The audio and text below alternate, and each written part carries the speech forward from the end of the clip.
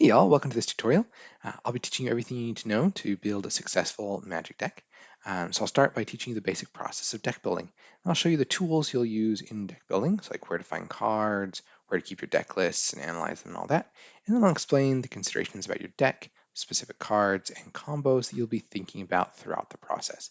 At the end, I'll tell you the 5 most common mistakes Magic players make when building decks, and I'll give you an easy way to identify each one as well as a simple fix to correct it.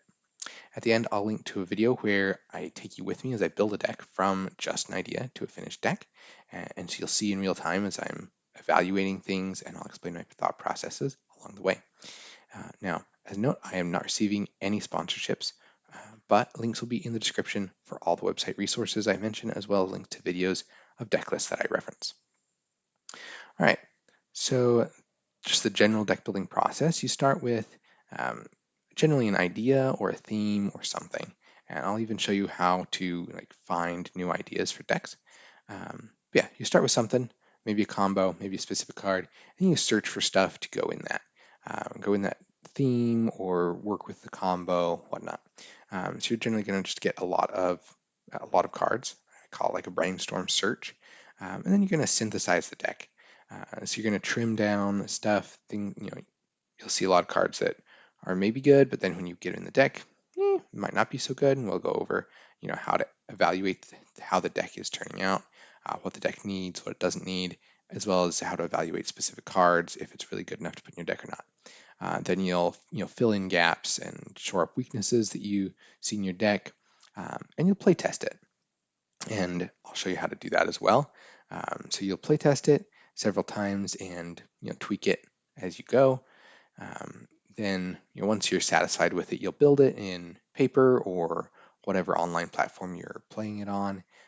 And then as you play it, you'll keep optimizing it because you'll notice little things that you can make better, or new cards will come out that will help it, whatnot. So here we have Archidekt, which is a deck building website. And this is just a really good way to keep track of all your deck lists, as well as just analyzing each deck list. So you're going to give it a name, and set the format. If you're building for a specific format, you can just put that here, and then it will help you with what's legal and what's not. And you can set it for private or unlisted or whatnot. You can also organize it in various folders and all that. And then when you create it, you're going to have this screen to add cards from the search, and you just have to have something. So we'll just pull the first dragon card that comes up. Great. After you have at least one card in your deck, you can see it here, and you can add right here. So we'll just come up with the next dragon thing, right? And this now is saying, hey, this isn't actually legal in standard, right? So that just helps you, figure out what's legal in the format you're working with, which is nice. It also has closest match capabilities. So, maybe we're gonna be pulling up the dragon Steel Hellkite, and we don't really remember how to spell steel, and so maybe we really messing up there. Steel Hellkite, as in thievery. Steel Hellkite still comes up, so that's really nice. A lot of the card searching databases and all that will use exact match, which is useful for other things, but this one is really nice if you just kind of remember something about the name. So yeah, and then you can play test it. All right, and this is just a random deck to show you what it looks like with a full deck in here, and just to show you a couple of interesting features that I find actually very helpful.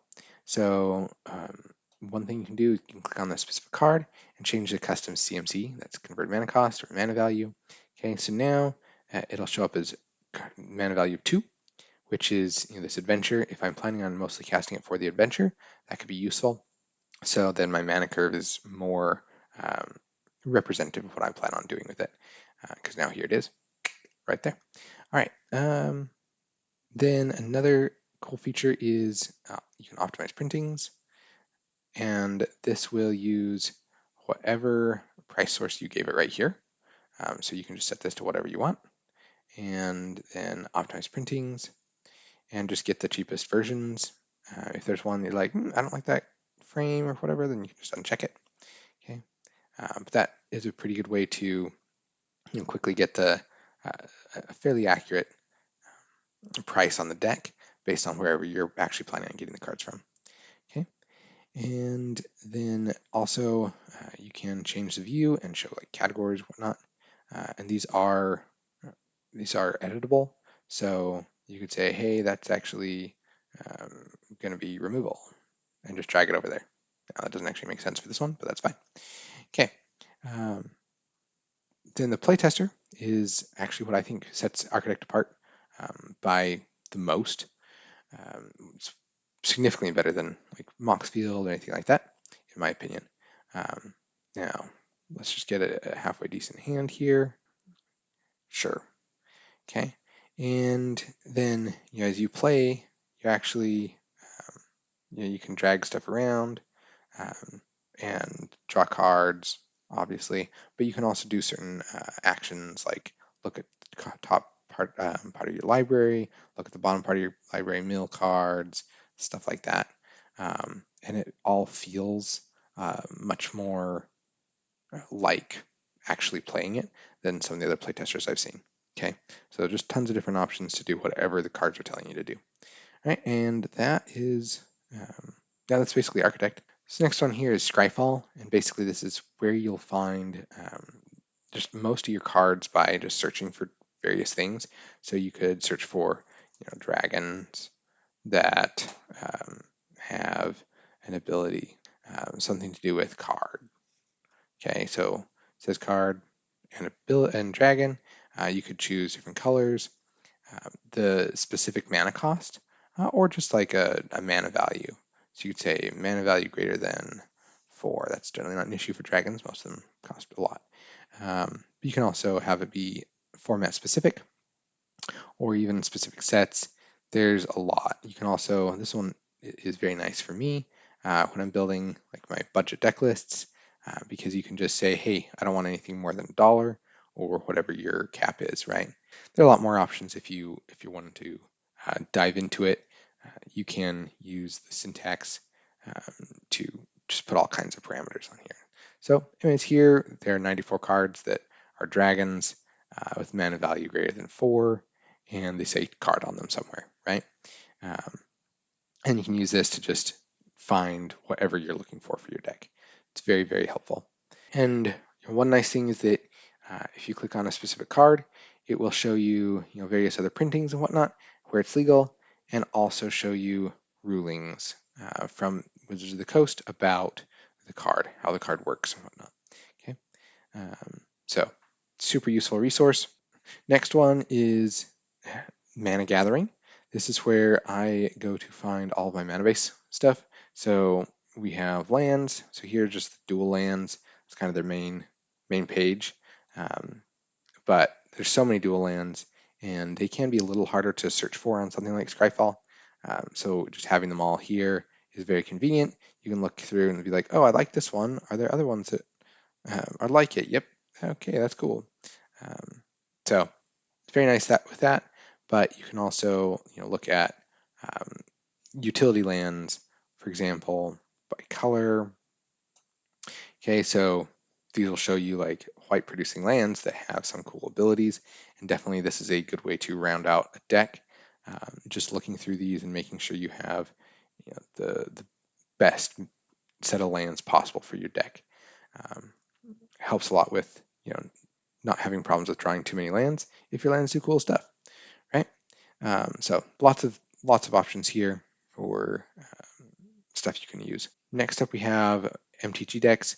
This is just a tournament deck database, and there are several out there. Whatever it is you want to use, great, go for it. But I find it useful to have at least one tournament deck database on hand. So basically, you can just choose your format and just look through the different decks. So here, standard decks. Here's Is It Prowess is one of the top ones right now, most played. And it'll show you, okay, this is how well it did in the tournament. This is the tournament, how many players there were, right? And so you can generally find ones with more players and that did really well, and you'll get an idea of some of the best decks, right? And this spiciness is just like an MTGDecks thing that just shows you like how different it is from the standard, like the typical deck in that archetype. Okay, so then you can just click on the deck and you'll see what is in it, and you'll be able to take a look there. So super useful for finding ideas for new decks, as well as just ideas for card interactions and understanding, especially if you're going to go to a tournament, looking through the top decks to understand um, what they're going to be playing against you, so you can prepare is a really good idea. Next up, we've got EDHREC. EDHREC is specifically designed for Commander. So if you're building a Commander deck, this is a very, very good resource. If you are not building a Commander deck, it still is actually often a good resource because um, it will give you ideas for what to look for.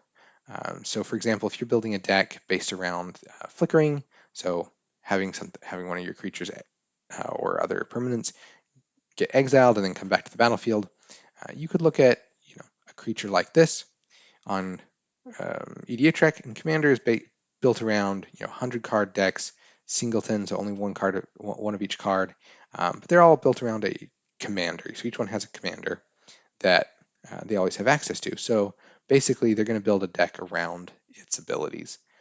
So for this one, it's going to exile stuff and bring it back.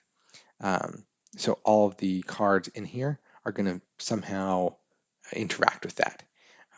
And it can be a really good resource for finding good interactions, including ones that you might not have thought of just searching, especially because things are worded differently sometimes. Um, so knowing the exact things to search on Scryfall can be hard at times, especially if you're unfamiliar with that strategy.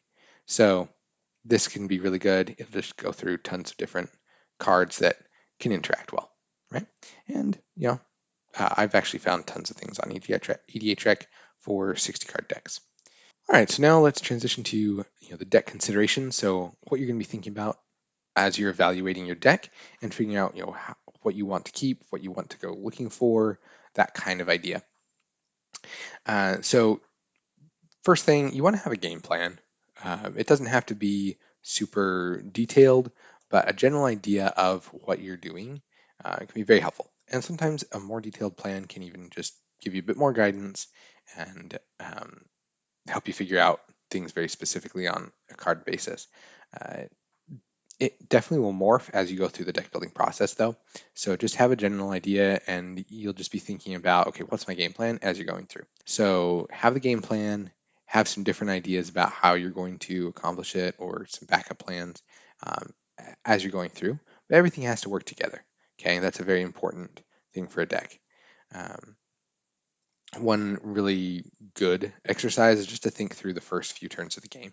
So how are turns, three, 1 through 3 or 4, 5 going to go, um, based on different cards in your deck. Okay, and generally speaking, you want to be in a winning position by turn 3 or 4. Okay, that doesn't mean you will win by turn 3 or 4 necessarily. Some decks will, but just in a really good position to win. Okay. Just as an example, the Dragons deck that I have on my channel, all the deck lists that I'll be referencing are videos on my channel too, so you can check them out if you're interested. But while I was building that deck, I had the game plan of ramping up with artifacts that generate mana to cast big dragons starting on turn 3. So I can have multiple dragons on turn 4. All right. So when I looked at Carnelian Orb of Dragonkind, obviously this is a really cool card for a Dragon's deck because it can give haste and it gives you mana to cast your big dragons. However, it costs 3 mana, so I wasn't going to be able to get it out until turn 3, which means it wouldn't help me with my game plan of getting big dragons out on turn 3. So I ended up not using that and instead using stuff like Mind Stone that cost only 2 mana, so that I could uh, play that on turn 2 and have 4 mana on turn 3 to cast stuff like Stingerback Terror and other dragons that only cost 4. I do also have some more expensive dragons as well, but I have several that cost only 4 so that I can get them out on turn 3.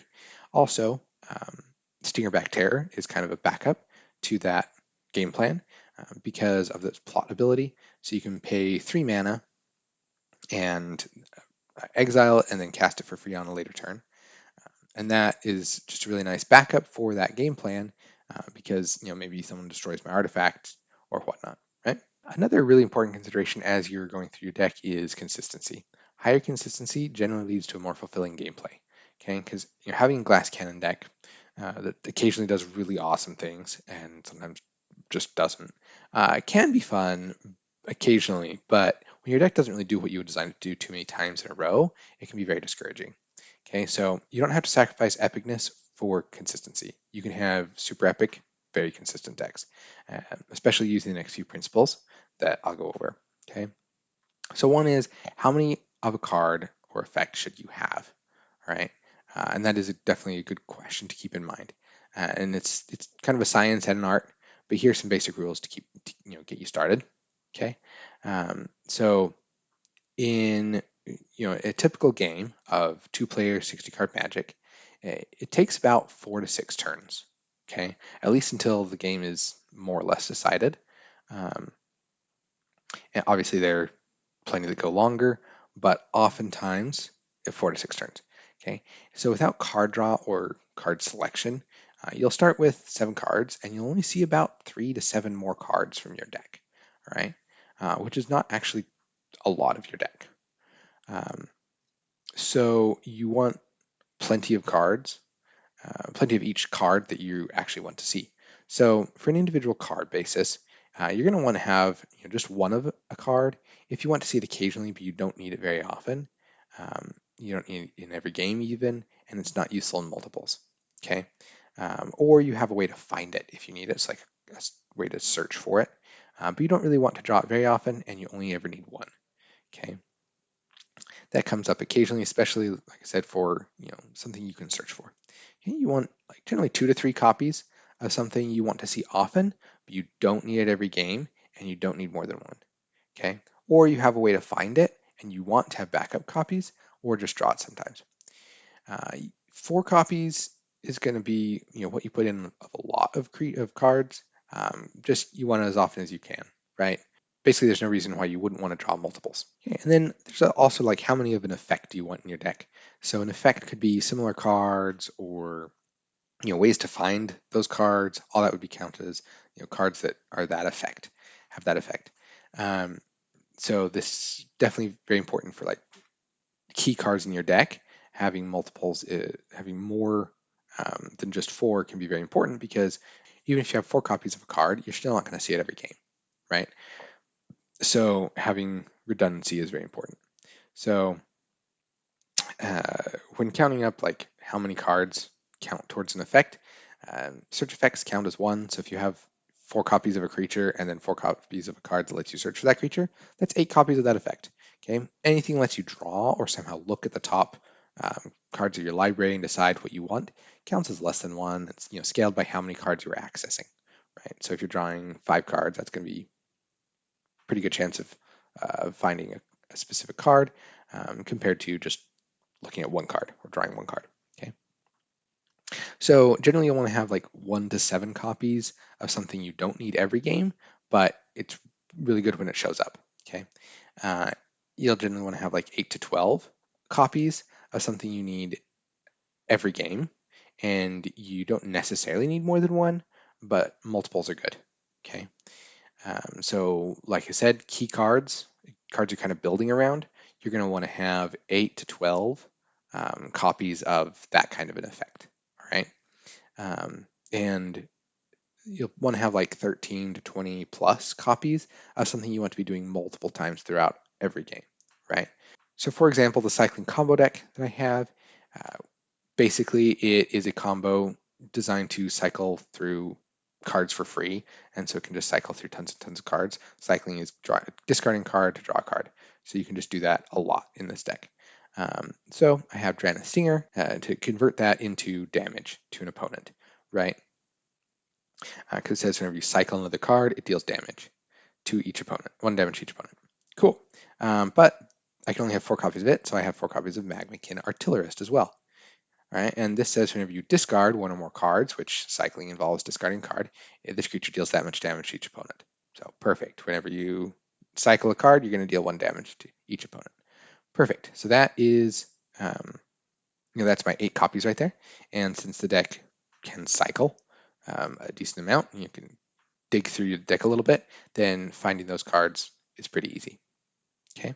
But still, I have backup effects that can make use of the same engine of cycling cards with things like Marauding Mako.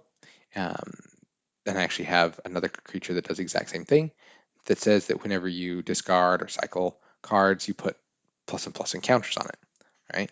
So even if someone gets rid of my Drannith Stinger or Magnican Artillerist, I can have Marauding Mako just get big, and then I have a big creature, right? And you'll notice that all of those have cycling abilities themselves. So I actually have all but 7 cards in the entire deck that can cycle, right? So that would be the 20 plus. In that case, it's 53 cards have cycling to keep up that flow of cycling for the combo. All right. Okay, so the next consideration is deck unity. So all the cards in the deck need to fit the game plan and they need to synergize with each other. All right. So don't just toss a card in because it looks cool or because you have it. You want to actually figure out what your deck needs and what will advance the game plan and synergize. Also, definitely avoid non-bos. So non-bos are cards that together don't really work as well. And it can be easy because sometimes there will be cards that both would be good for a deck, but together might not be. So for example, in my humans deck, Mentor the Meek is a very common card in humans decks because it is a human and it can draw you cards, which is really cool because you can get actually a lot of cards from Mentor the Meek, depending on how your deck is set up and whatnot. But there's also Coppercoat Vanguard, which is another very popular card for humans decks. And this one says that each other human you control gets +1/+0 and has ward 1. So a little bit of protection and a little power buff. Okay. However, Mentor the Meek only lets you draw cards when a creature with power 2 or less enters the battlefield under your control. If you have Coppercoat Vanguard out, making all of your creatures more powerful, then a lot of your creatures aren't going to trigger Mentor the Meek. So that would be a non-bo, right? In the humans deck, I chose to go for more of the power buff and protection option, so I left Mentor the Meek out and opted for Coppercoat Vanguard. The next consideration is going to be disruption. I use disruption and removal interchangeably. It basically includes spot removal, like destroying, exiling, bouncing, that's returning something to its owner's hand, etc. Also capability limiting enchantments, board wipes, counter spells, targeted discard, graveyard hate, etc. Okay, so anything that can mess up your opponent, essentially, right? Get rid of something, whatnot. Okay, and this is super important for a deck, and something that actually a lot of people do struggle with. So how much disruption should your deck have? It definitely depends on the deck, but in general, the more disruption you have, the better, as long as you're still advancing your own game plan. All right. So some good minimum guidelines is if you're playing an aggro deck or a fast instant win combo deck, then you want at least four, right? If it can accommodate more without weakening the game plan, it'll just help it be more resilient. If you're playing more of a mid-range deck, so you're not planning on winning in the first 3 turns of the game, then you'll want to have 10 to 14-ish as a good place to start. 10 to 14-ish pieces of removal or disruption will actually help you survive to that mid-game and help you finish out the game. Control decks often have a lot more, so 26 plus isn't unreasonable, right? Honestly, most of a control deck is generally going to be disruption. All right. It's worth noting that a lot of fast, even or mid-range tournament decks have 16 to 20 cards with some kind of disruption capability in the main deck. Okay. So make sure you always have creature disruption, but try to also have disruption for anything you normally play against that might cause you problems, like artifacts, enchantments, planeswalkers, whatever it is that your opponents often play. And whenever possible, use disruption that simultaneously advances your own game plan. So for example, in my Finn the Fangbearer deck, the whole idea is a bunch of Death Touch creatures, and Finn the Fangbearer turns that into poison. So when it says that whenever a creature with Death Touch you control deals combat damage to a player, they get 2 poison counters. So that's kind of the main thing that the deck is built around. So for removal, I use Feral Encounter that has a lot of words, but basically it lets you look at the top 5 cards of your library and choose a creature from among them, and you can cast it until the end of your turn. And then at the beginning of your next combat phase, you can have a creature you control deal damage to a target creature an opponent controls, which that whole thing works perfectly for the deck because ideally you're trying to find Finn the Fangbearer, but you just also need creatures, and this gives you creatures. But also it gets rid of something, and having a creature you control deal damage to an opponent's creature is very effective if your creature has Death Touch, right? So it helps the main game plan and removes your opponent's stuff. So it's incredibly useful. In that same deck, I also have Kappa Tech Wrecker. Artifact enchantment removal in a casual setting isn't as necessary as often, right? Because some decks you play against aren't going to have any artifacts or enchantments. So having something that advances the game plan a lot is really good, even if it's just a little clunkier when you're trying to use it for removal. And Kappa Tech Wrecker is a 1/3 with Death Touch, basically, which is super beneficial for the deck, and it has an ability to exile artifacts or enchantments. So just an all-around phenomenal card for the deck to really help round it out. Hooded Blightfang is actually a card that kind of serves as backup for Finn the Fangbearer in that you get extra value out of Death Touch creatures, because every time you attack with it, each opponent loses 1 life and you gain 1 life. Okay, and it works with the game plan because it is a Death Touch creature itself. But it also says that whenever a creature you control with Death Touch deals damage to a planeswalker, destroy that planeswalker.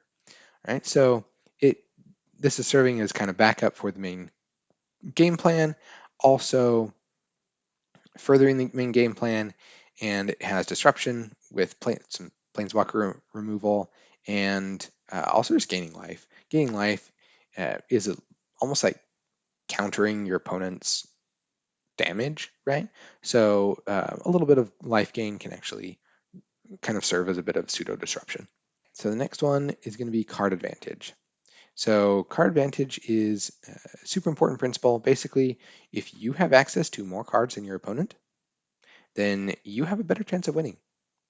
And so anything that helps you do that is going to be good, right? And so you want to include it as much as possible, things that generate card advantage. So this includes, but it's not limited to, card draw and pseudo draw. So anything that gives you access to multiple cards, right? Pseudo draw would be, milling 5 cards and putting 2 of them into your hand or something like that, right? Token generation. So if a creature makes tokens or a spell makes a bunch of tokens, you're getting multiple pieces of cardboard from 1 piece of cardboard, and that's card advantage. Okay, mass removal. So board wipe, destroy all creatures. You're using 1 piece of cardboard to get rid of multiple pieces of cardboard, so that's card advantage. Okay, some forms of recursion from your graveyard also would be card advantage. So anything that lets you bring multiple cards out from the graveyard, for example. Also, most ways to reuse a spell, so spells with flashback, rebound, harmonize, etc., that let you use a spell twice. That can be a form of card advantage because you get to have 2 spells with only 1 piece of cardboard. Also, many forms of 2-in-1 cards, anything that lets you use both parts, right? So there are many different versions of that. There are a few 2-in-1 cards that you just have to choose. So those wouldn't necessarily be card advantage. They still could be very nice because flexibility is good. So yeah, anything that lets you use more pieces of cardboard than your opponent is card advantage, and you want as much of that in the deck as possible. Okay, so for example, my Krenko combo deck has a few different card advantage engines. We've got Krenko, Mob Boss, that just taps to make creature tokens, goblins, where basically equal to the number of goblins you already control. So I can get crazy really fast. But yeah, there's tons of other goblins in the deck that make goblin tokens. Uh, Also, Runevelt Hordemaster. This one's a slightly more unique form of card advantage. Basically says that whenever it or another goblin you control dies, you exile the top card of your library. And if it's a goblin creature card, you can play it until the end of your next turn. So every time a goblin goes away, you get access to another card. That's super beneficial to just keep up the flow of cards because it's replacing those goblins. All right, and then Gem Palm Incinerator is also in that deck. And this one is actually removal because you can cycle it, so you can pay 1 and a red, discard it and draw a card, and when you do, it deals damage to a creature. Okay, and that is a form of card advantage because you don't go down on a card because you draw a card to replace it, but your opponent does go down on a card when the creature dies. Okay, so there are lots of different forms of card advantage, but you can just be thinking of that as you are going. Another super important consideration is your mana curve. So mana curves are that's basically just referring to if you plotted out how many of each mana value of card you had, it should form a curve generally. Um, so mana curves are very dependent on the strategy you're playing. You should be intentional about it. So if you're having problems with high mana value cards being a second hand or dying before you can play them, you probably need to fix your mana curve. And remember to use the amount of mana you'll realistically be spending on it. For example, if something has an alternate cost or reduced cost that you use most of the time, factor that in. If something has excess mana cost, use the lowest number you'd be satisfied playing it for. So use that custom converted mana cost feature in Archidekt, for example, because when that card comes in automatically, say it's a Hydra with that costs X and a green, and it's a 0/0 that enters with X plus encounters, that card is useless for 1 mana, right? It will just die.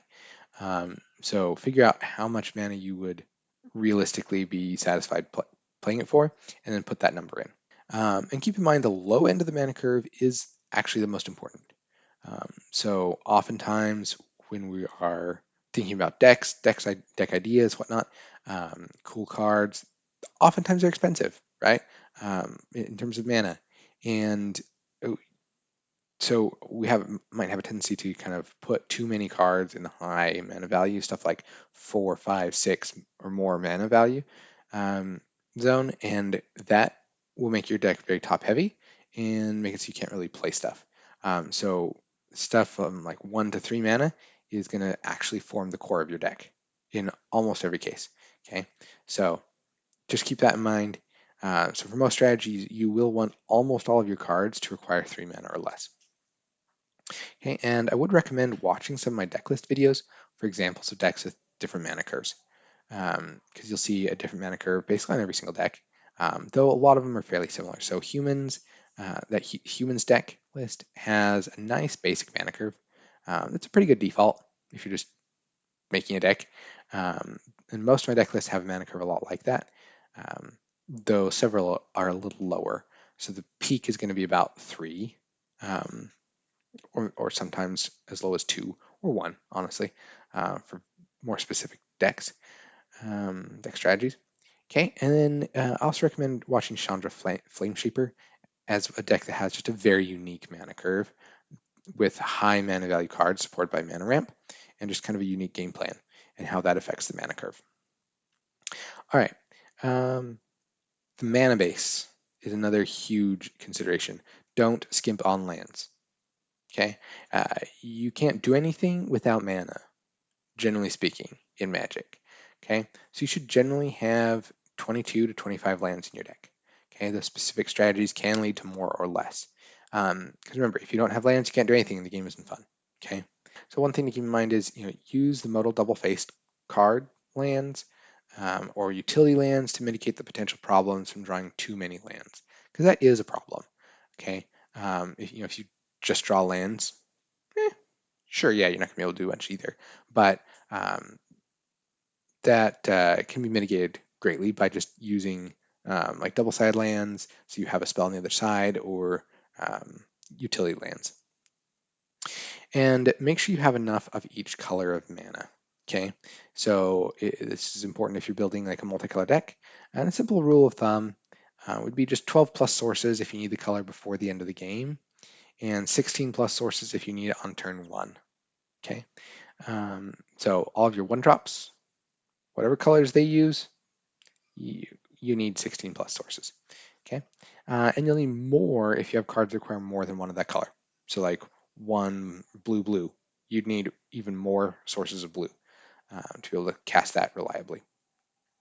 Okay, one thing to do is use tournament decks to look, see what they're playing if you're trying to build a tournament deck, or ManaGathering.com, that site I showed you, to get ideas for dual lands, utility lands, etc. Okay, and especially if you're not building a tournament deck, using lands that don't see competitive play can save a lot of money and are often almost as good. And as you're going through that, finding dual lands and whatnot, prioritize untapped lands.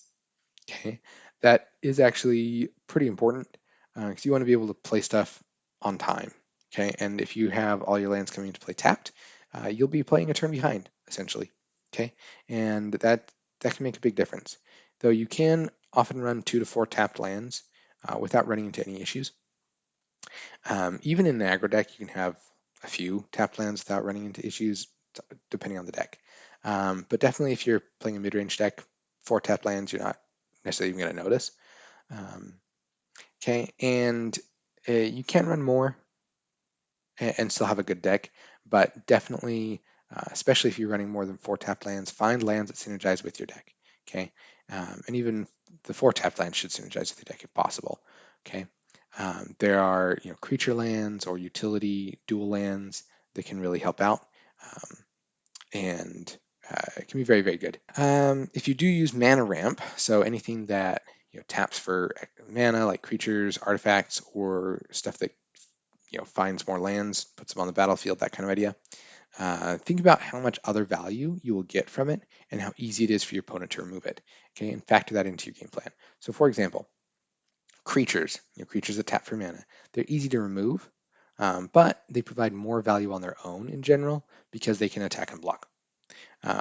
Artifacts often are harder to remove, but you can often find options that might provide some other value. So artifact that, for example, sacrifices, you can pay some mana and sacrifice it to draw a card. So late game, when you don't need the mana anymore from it, you can get a card from it, for example. Okay, lands, anything that gives you extra lands. Lands are hard to remove, okay, but they often don't provide other value, especially because a lot of the mana ramp that gives you lands will generally give you basic lands, okay? And that, just doesn't provide other value beyond the mana. However, it's very reliable because people have a hard time getting rid of lands. Try not to be too reliant on your mana ramp if possible, especially depending on how easy it is to remove. But having backup plans for if your mana ramp gets removed can really help the consistency of your deck. So just an example for looking at different lands from my life drain deck. So this is a black and white deck based around the idea of gaining life and then draining your opponent for life. So there are several effects that say, hey, whenever you gain life, your opponent loses life. All right, so we have Caves of Koilos that taps for colorless, or it taps for black or white and deals 1 damage to you. Well, that's not as important since I'm gaining a bunch of life, right? And this is an untapped land that fit in the budget. And honestly, there weren't at the time a lot of untapped options that fit in the budget, right? So that was cool. For the other cards, though, I was going to be needing to use tapped land, dual lands. So Restless Fortress was a great one. Yes, enters tapped, but it taps for white or black, and I can pay 4 mana and have it become a 1/4 creature until end of turn, that whenever it attacks, defending player loses 2 life and I gain 2 life. So that fits the game plan. It drains the opponent for 2, but then it also triggers all of my abilities that trigger when I gain life. And then Scoured Barrens was another good option because when it enters, even though it enters tapped, I gain 1 life when it enters. So then it would trigger stuff. Okay, so all of those are either untapped or synergize with my game plan, right? Super important. All right, so now let's talk about the considerations you'll keep in mind while evaluating specific cards.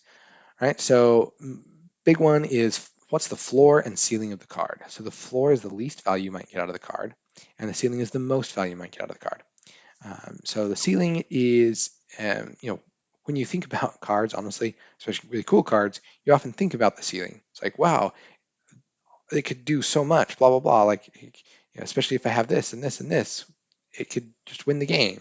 That kind of idea. That's the ceiling. The floor is like, okay, I play it and then it gets removed, or I play it and then I don't get the cards that combo with it or synergize with it well. How much value am I still getting out of it? Okay. And honestly, the floor is more important than the ceiling because it gives consistency. Okay, another question along with that is, does it make an immediate impact on the game? Okay, because if not, you risk falling behind and or having the thing removed before it can provide value, right? And that definitely factors into the floor and ceiling evaluation.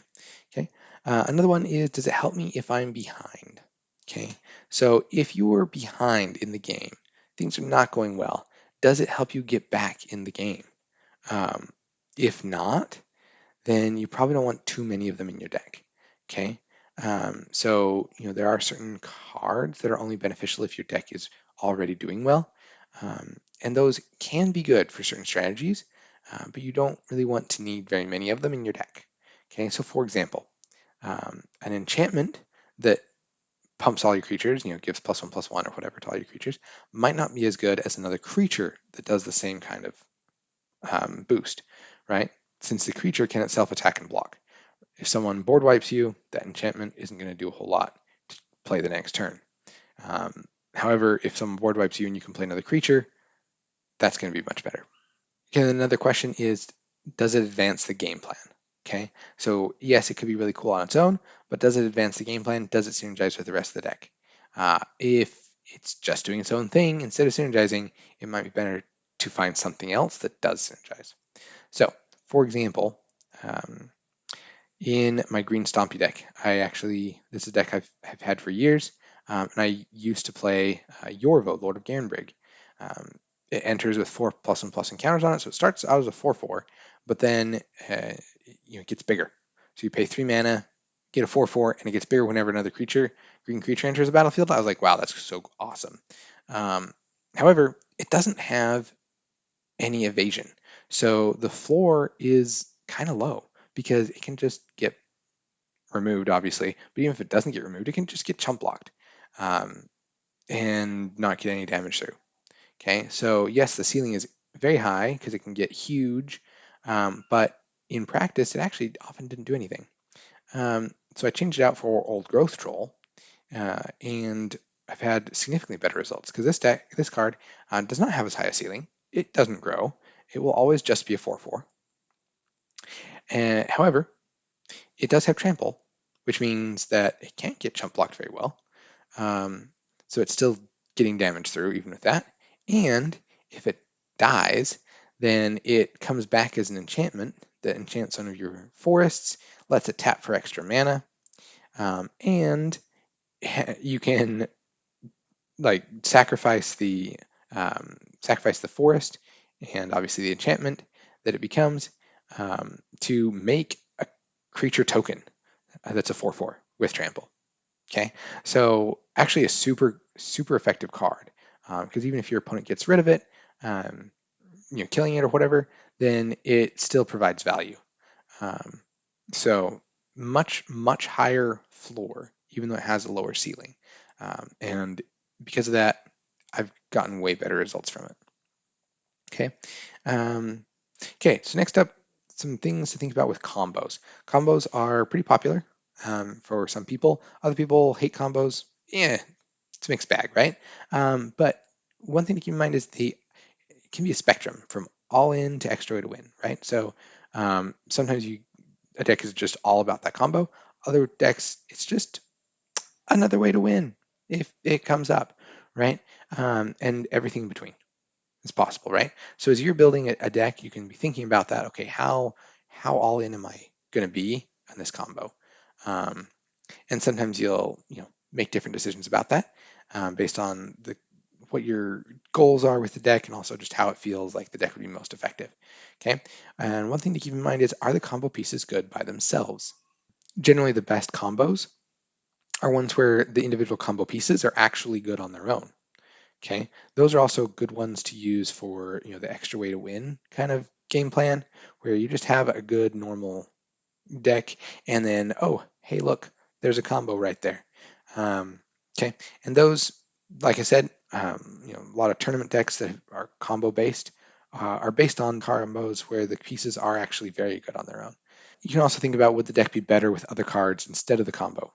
Okay, because yeah, combos are cool, but combos sometimes don't really work. And if the combo pieces aren't very good cards, then sometimes you'll just die because you didn't use good cards in your deck. Another thing to factor in is, how consistent is the combo? So how many of each combo piece do you have, right? Do you effectively have only 4 of each combo piece? Because then maybe it wouldn't be so consistent.